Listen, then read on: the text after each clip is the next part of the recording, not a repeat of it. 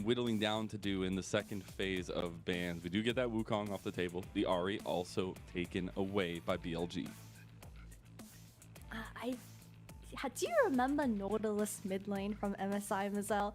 I do. Picking Nautilus, I mean, it can still go mid lane, question mark. And RA can pick up something like the Lulu and just scale alongside the Milio and the Aphelios, but I don't know if they're gonna do it. I think that's a little bit too much of a cooking situation for Strive to pull off, because I think Strive, he did have a really good performance throughout spring as well, so it'd be nice for him to have some type of champion that can make up for the lack of damage, which is going to be the Annie for this game one. And I do actually like the Nautilus, just because I guess it depends on execution, but if you play aggressively into this composition, you're gonna have a lot better of a time than say you play passively, play for scales and makes his team become unstoppable. But I do specifically now with the Annie, that decisiveness still is the highest thing on the pillar for RA. They have the Tibbers locked down, they have all the initiation they can ask for, and if they are all together, that's where this composition really shines. We did get a couple key bans, that Nocturne and that Syndra, so focusing down a couple of the remaining big picks. But the Gragas comes through for Ben, and we're seeing the hover of the Kha'Zix right now. But one thing I do love to say is these two junglers do not mince pathing, I guess, when you come to jungle. They are both very aggressive in the stances they take, trying to go for invades, trying to go for aggressive plays, and love to see this opt-in from BLG, the belief in Shun. And it will be the Kha'Zix.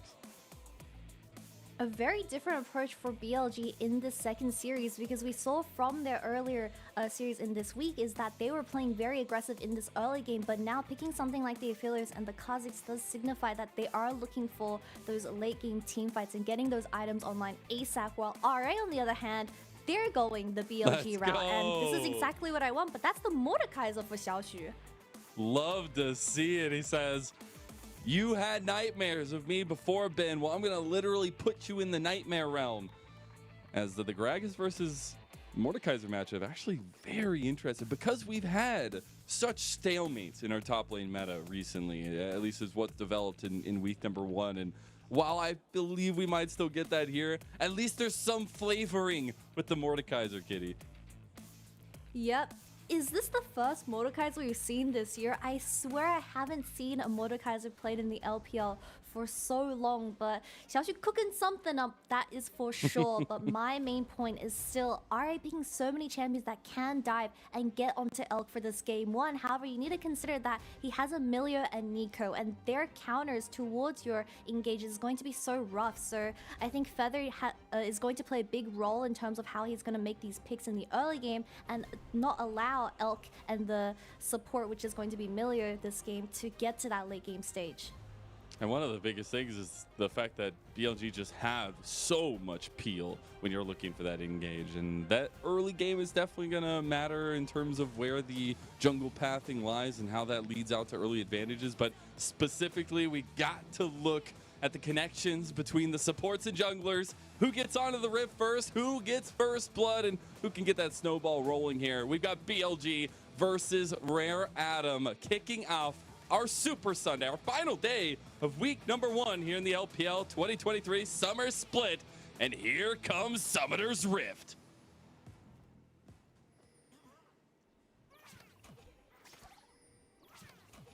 Now, as we get into it, I'm sure we will get the gyos very loud and very clearly, but it is still making sure that RA don't get snowballed here. They've got to have a better performance comparatively to when they went up against RNG.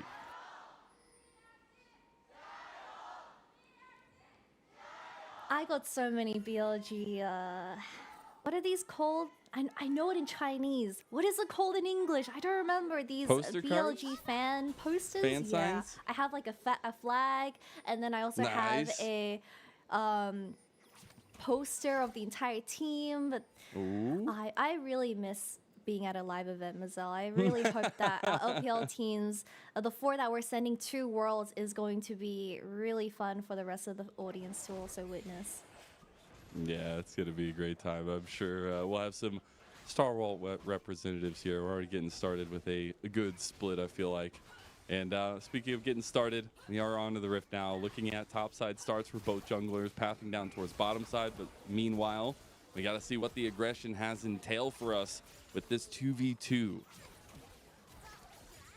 BLG needs to play very carefully because we already see RA getting that lane advantage when it comes to the pushing lane. So it most likely signifies that Leyan is going to make a trip to this bot lane duo at level 3. And On needs to not get hooked because we already saw Feather hitting one that early on in this stage. Some good lane presence, at least from Feather and Assum. Again, Feather, one of the newer members here, a new call-up for RA, at least this split. They trying to make it work with Assum, who has been a standout for RA, at least a piece to work around for them for a little while now. It looks like it has been 94 days since the Mordekaiser has been played. It was in the spring split, it looks like, of 2023 from Fearness on FPX, when he was on FPX. I guess my memory is just not good enough, but I was pretty surprised that RA isn't willing to experiment a little bit more because they do have a support sub, which is Balan, and something that RA so desperately misses. But I need to stop that point because I think we're getting an invade. We are indeed, and this is the aggression that we said we always get when these two jugglers hit the Rift. And Shun will have to burn his flash early. This means Leyan gets this red buff. This is the early game proactiveness I'm begging RA to have, and Leyan executing on that, stealing the red buff away from Shun, denying the full clearing ability from this Kha'Zix is exactly what you need with this composition, forcing stuff in the early game. We do have Yagao getting, I think Yagao does get a little bit of a lane priority when it comes to the mid lane push for now, but we want to see level 6 roams out of RA. We have so many awesome ultimates with the Nautilus, the Vi, and of course the Annie, where Elk doesn't have cleanses game, so that's very, very dangerous if On is a little bit behind in terms of levels. Very true, and if Feather gets unlocked out of lane, that's where things really can start to go their way at least. But we've talked a lot about RA's side, a lot of the pick potential, the initiation, while BLG have picked the Kha'Zix comp with a lot of scaling. So they're definitely looking to be a little bit more reserved where they try to extend to. Shun does dodge the wall perfectly. Should get the flash out of Xiaoxu here. Does flash, but still goes down under tower. One more auto attack at 400. Smackaroos straight to Shun. A really nice E-flash coming out of Bin, as well as we swapped flash for flash in this top lane, and the wave is so bad for the side of RA's top lane where he's forced TP back. Honestly, I wouldn't be surprised if Shun makes another trip. Yeah, I wouldn't be surprised if Shun goes back top lane because now he has the serrated Dirk as well, so he's going to be so much more stronger for a revisit. But yeah, talking about BLG's composition, it's been this Kha'Zix pick has been a very big talking point for patch 13.10 because of the buff to Youmu's and how ridiculously OP it is when it comes to early game spiking. And I'm really excited to see how Shun is going to pilot this champion because I think Shun, he has a lot of flexibility when it comes to his champion pool where he's willing to either be the initiator, the shot caller, and play for his team, or we already talked about this during the break, is that he's also willing to play champions like the Kha'Zix in Italy, where Yagao is the one playing utility mid lane, which I think is the best version of BLG. It is indeed, but what we need to up in that is continuous aggression. Don't let them get control of the map. Leyan was looking for it. He was just trying to see if he could scout out Shun, but they will actually start up the dragon. It's such a quick tempo game from RA so far.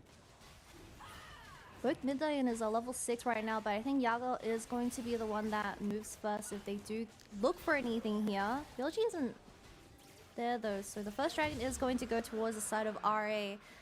Really good stuff. I mean, we saw in the series up against, for BLG up against, I believe it was OMG, they had soul point every single game, or they got soul every single game. By the point of 27 minutes, it was already Elder Dragon. So taking this away, it is going to upset a little bit about BLG's kind of tempo in this early game. Yeah, very true. We do see Shun actually on bottom side of the map, just looking to see if he can get some cross-map plays going. will actually be spotted out taking this scuttle crab, so a little bit of vision information over to RA. While Leyan got those 3 long swords, just looking to clear out his waves, his side of the jungle until we get those level 6s when those very decisive ultis start to come online for RA. Well, the Gravitum. Double Gravitum and the Infernum. We do have Shun coming down to try to punish as they retreat. I don't think it's going to be just in time, but they are going to crash into the tower here. Well, if you step back up, if you guys step You back see up, Leyan they're making gonna his die. way bottom already. Yagao, they don't have any vision for RA to walk into here. This is really dangerous. Just Shun feeling a little bit salty after Leyan stole away his red buff, wanted to get something back there, right?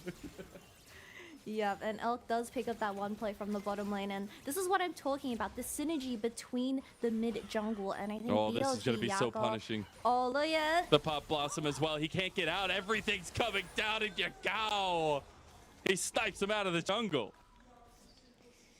A 1v2 situation, and that is the ultimate burnt from Yagao with a kill going to his pockets as well. But yeah, for my point from earlier is that the mid synergy with Shun is just so prevalent around the map where you really feel the presence, and it is forcing Assum and Feather out of their own lane. And just look at the vision that BLG has been able to set up. Oh no. Oh no. One more auto, dead. and there you go.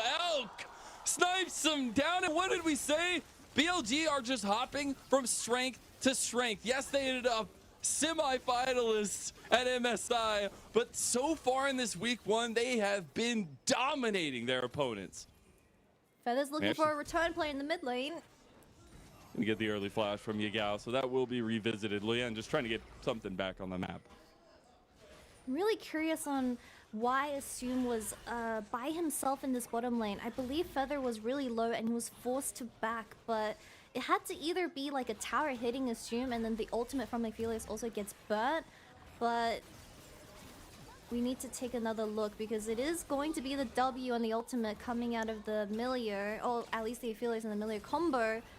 This is Goodness just 2023, guys. Millier's a really balanced champion, I think, Mazel. So what was I saying before? I don't think RA is going to be feeling much the same about the Amelia being let through, but we'll see how their feelings are hurt after this one because it is starting to get away from them. And what did we say at the very beginning?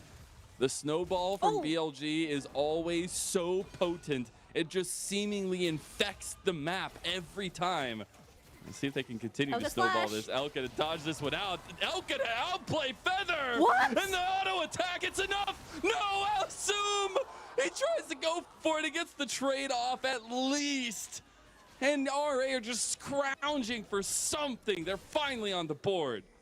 Elk We just got knew, Strive but they're gonna look flashing for more. for it.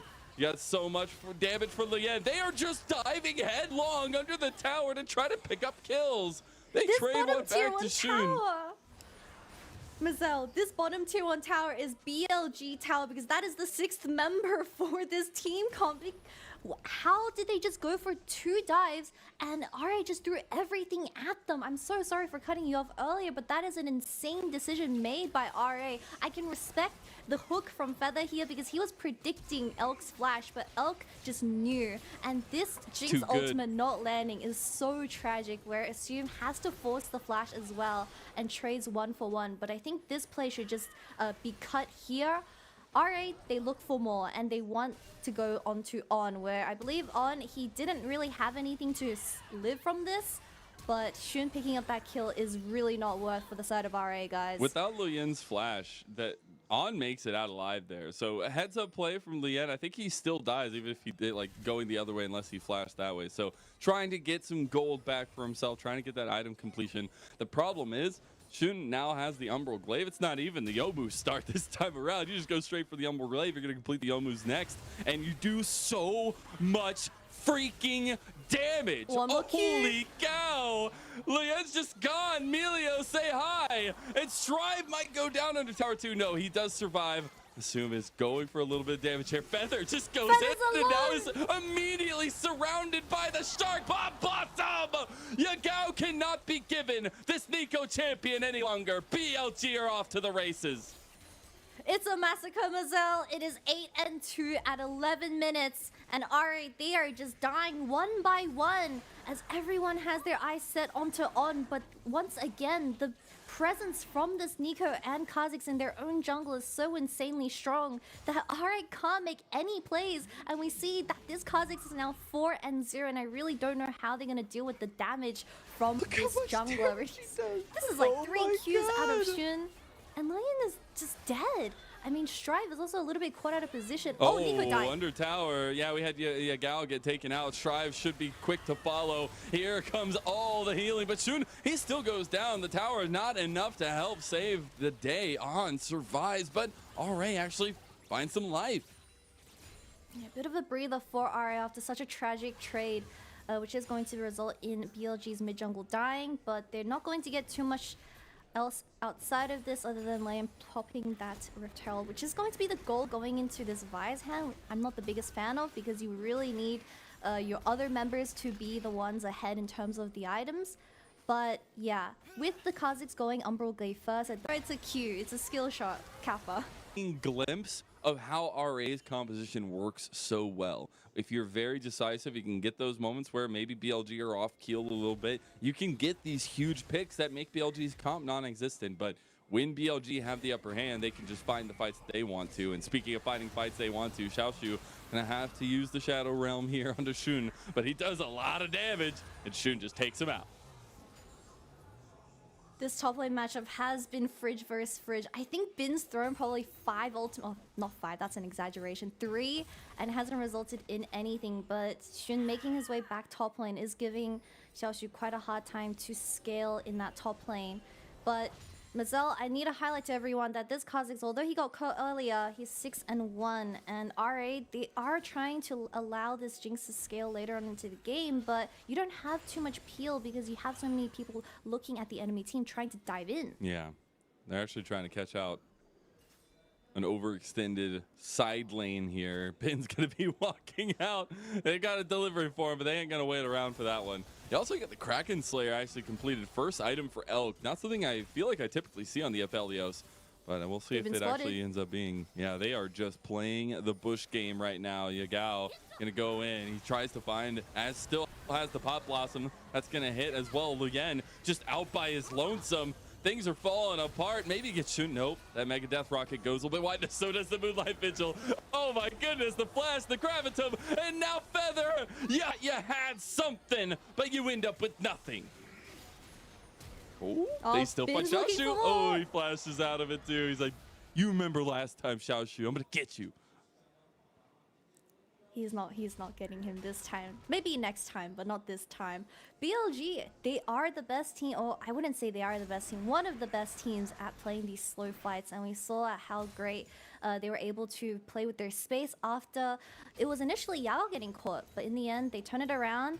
Although I think they could have gotten a lot more, Elk unfortunately misses ultimate onto 3 people, so it's okay, just a tiny bit of a mechanical mistake, but you see Ari getting desperate with how they're trying to look for these picks, and we have Milio doing Milio things, saving Yagao out of 10 billion CC and just getting out. Also the Jinx ultimate nearly kills you, not enough though. And yeah, that Aphelios ulti missing is just so tragic. But BLG once again coming out on top. And the engage is sometimes just a little overextended from RA, but it is nice that they are still trying. Leyan, you're just going to die here. There's not much left to say except maybe a little bit of, what are you doing at my red, putty? They do take them down, so BLG finds another kill and continue to snowball. Now about 8,000 gold in the lead. What is that? A wild Gromp has entered the lane. And nah, it's just Yagao. Something that's always made me really curious is, you know how Yagao transforms into either a plant, but it's going to be a TP from the Nico into the mid lane. We don't get to talk. We get a double TP from BLG. They are just having fun at this point at the expense of RA. They're throwing ultis left and right, and Bin will pick up the kill. Yeah, it is going to be the double TP forced out of BLG. I don't think it's worth... The Rift Herald does get dropped in the mid lane. Strife does have TP, so realistically he can look for something once he respawns, but it is going to be 18 seconds. They don't have any minions. They don't have any minions, I know. They can't even walk up because I feel like it's just gonna auto-attack you from 2 screens away. But back to my original question. So when Nico transforms into either a ward or a Gromp or a plant, Does her movement speed decrease to like 50? Because she walks so slowly, but they don't have any movement speed. So why did Riot think, yeah, Grump walks at a 50 ms type of thing around the map? I want to say that she walks at her speed, because that's why like you see sometimes the awkward lineup in the minions when people are trying to fake out the minion wave, or you have to wait a second because you like walk too fast. But maybe not. Maybe it's the same. Who knows? I haven't looked that in depth into it, but we do have the double TP play coming through, and a lot of ultis used here on the Strive. Yep.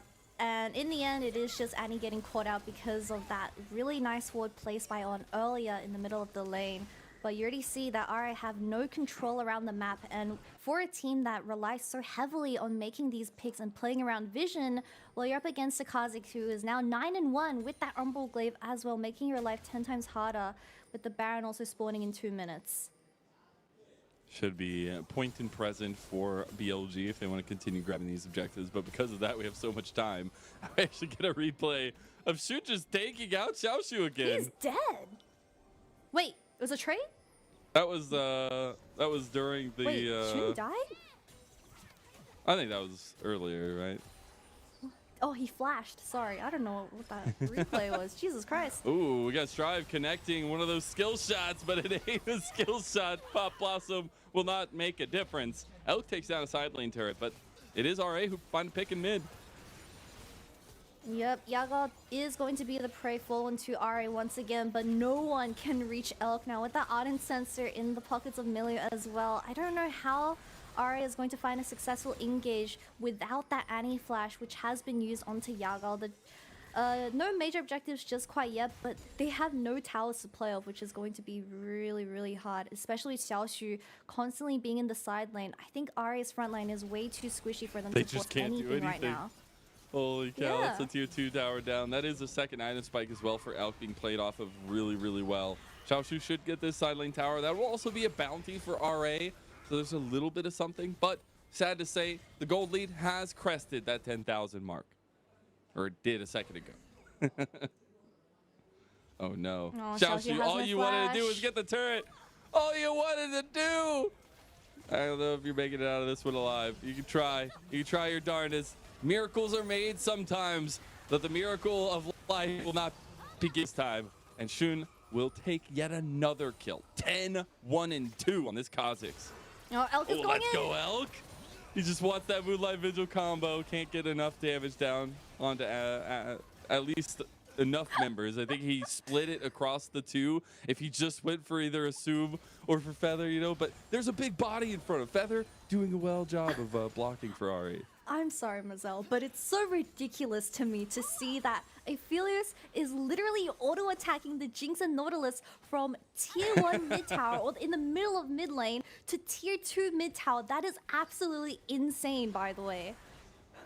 It is actually crazy. The level up of mechanics, it feels like, with the Aphelios is seeing a lot more crazy shenanigans. Awesome. It's no longer just like the big Inferno Moonlight Vigils. Now it's like, how many autos can you combo from a screen and a half away?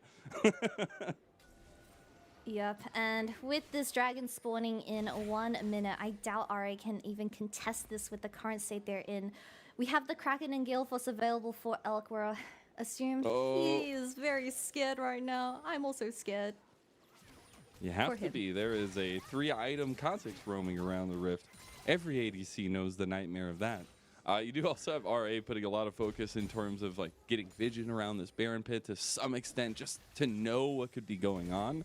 I think they were able to get a little bit, but it should soon be BLG turning their eyes to this objective.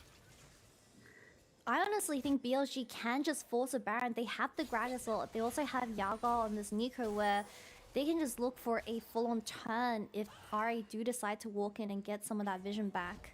But the safe play is most likely going to be Shun soloing the dragon, and BLG going to dance around with the idea of Baron for now.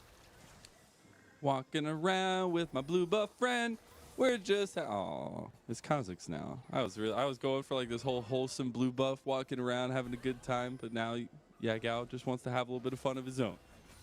We'll see if they can actually get a catch out of RA. They are really just playing around the jungle, playing around the vision, playing around this Baron. And the red-white from Elk is gonna just shred the Baron straight away. I don't think RA realizes. I just don't know if they can do anything about it. We'll see now. BLG with their purple capes, looking like they want to pick a fight. Oh, look at Xun. Yeah, he's going the being long a little con over sneaky here. Kha'Zix. Should be a group up effort from RA, but this is BLG just going for mid lane, going for the end, while RA pick up their second dragon.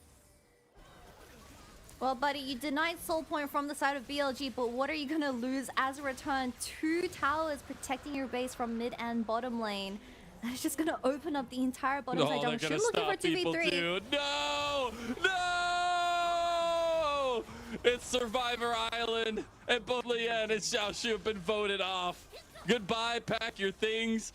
You're out of this game 1 year. One more kill goes to Xun. Oh no! In the base. Oh, it's still catastrophe. Assum goes down to bin. The towers should be next. Comes in, and the signal of the end. BLG come out stomping in game number 1 with a 1-0 victory.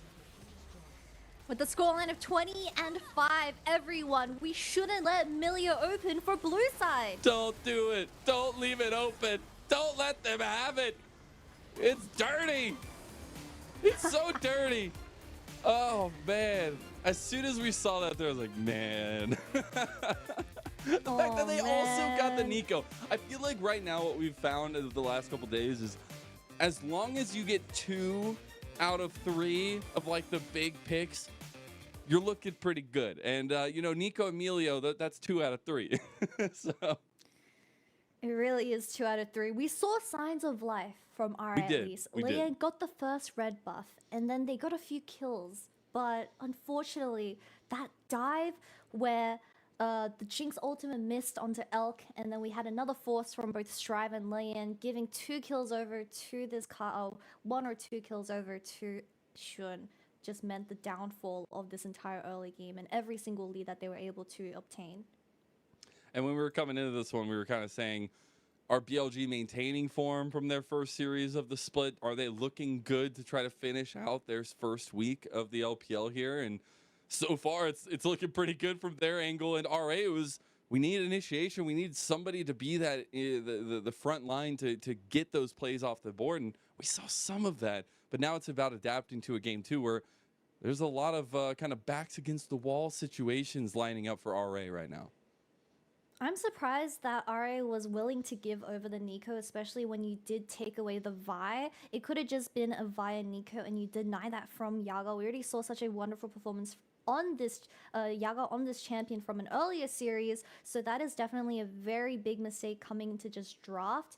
But I think overall, Xiaoxu on this Mordecai is a very tragic game. Did he even get a KP at the very end? I'm not too sure. I believe it was 0-5-1 or something. Yeah, we'll have a look at the graphs very soon, but it's just a pure difference in damage. I feel it was got online way too early because they were just forcing out the laners of RA because of this mid-jungle synergy when it came to that early game where Assum couldn't scale on the Jinx.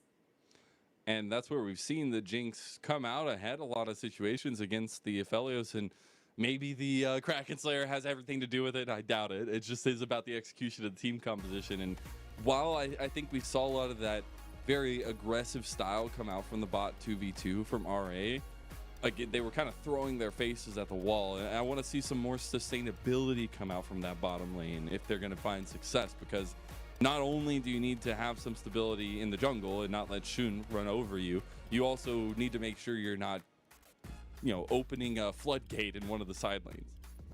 Yeah, and don't look at the jungle damage difference because one, they pick Kha'Zix. Kha'Zix is currently a very strong carry jungler in the meta right now. 2, the items are really cheap for Kha'Zix to purchase, like the Yomus and the Umbral Glaive. Man just got such an early lead in this game 1 to the point where he had 12 kills for the start of the day.